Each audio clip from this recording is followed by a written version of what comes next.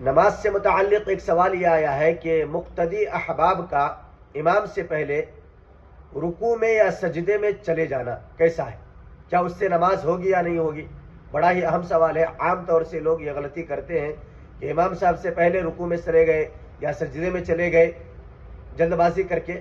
تو اگر اس طریقے کا عمل کوئی کر رہا ہے تو یہ کرنا کیسا ہے؟ کیا اس سے نماز ہوگی یا نہیں ہوگی؟ تو اس کا سیدھا سادہ جواب یہ ہے کہ اس طریقے کا عمل یعنی امام سے پہلے کسی بھی رکن کے اندر پہلے چلے جانا، چاہے رکوع ہو یا سجدہ ہو، یہ مکروہ تحریمی ہے اور اس سے بچنا ضروری ہے۔